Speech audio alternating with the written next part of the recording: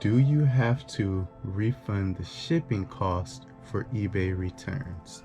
Well, the short answer is when you go in to issue a refund and you see the little toggle and it gives you the option to tap it to turn it on to include the shipping costs in the refund, then that means technically, legally, you do not actually have to refund the shipping cost. If you need a little bit more information, stay tuned for the detailed part of that, because it's a multifaceted answer, and in different situations you do need to refund the shipping costs, and in other situations you do not need to refund the shipping costs.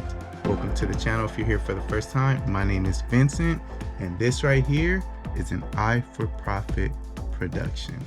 I'm a reseller. I've been on eBay for a few years now, done dozens of returns, sold thousands of items, and I'm here to tell you guys right to the point. Do you have to refund the shipping cost for eBay returns? So if you offered free shipping, even though you as a seller incurred a shipping cost, the buyer did not pay for shipping because shipping was free, right? You put free shipping. So technically they only paid for the item, and unfortunately you will have to refund them the entire amount that they paid. So in the future, if you want to get around this, do not offer free shipping. But if you were one of the people that did not offer free shipping, the answer to the question is going to depend on the actual reason for the return that the buyer selected when they opened up the return. Just a side note, it doesn't matter if you agree with them or not, and if they put the wrong reason or not. It only matters what reason they put. Now, if you disagree, there is a process for you to put that on eBay that you disagree with the reason for the return, and eBay will review that and they will compensate you appropriately based on their findings. If the buyer put item not as described, number one, you have to refund the shipping cost to the buyer. If the item arrived damaged or the item was lost in transit, you have to refund the shipping cost to the buyer in addition to the purchase price. That's called a full refund. Again, whether or not it is our fault as a seller, that makes no difference. If you really have strong feelings about the situation, you can reach out to eBay by calling in or by Facebook Messenger if you reach out to eBay for Business on Facebook.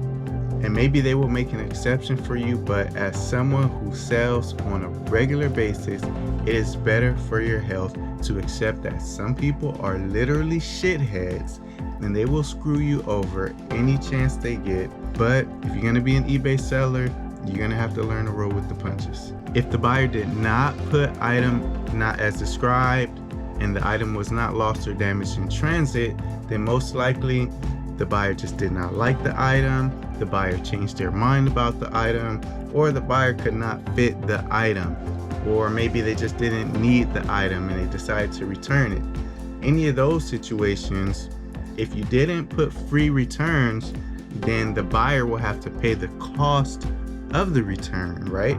They have to buy their own shipping label to return the item to you, and on the back end, once you get the item, you do not have to refund the shipping cost. You only refund the original cost of the item.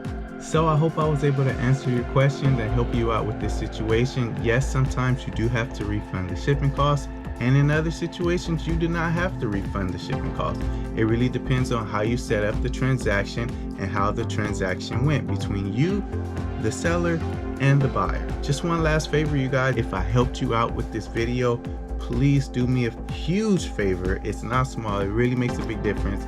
Please tap the like button, and if you think that you might need to come back for more frequently asked eBay questions in the future, subscribe to the channel. I also post content about finding items to sell on eBay, finding profitable items to sell on eBay, and I share with you guys unique situations that I've put myself in to get items to sell on eBay that maybe you can take a thing or two from, and it will help you out in your personal selling experience as an eBay reseller entrepreneur.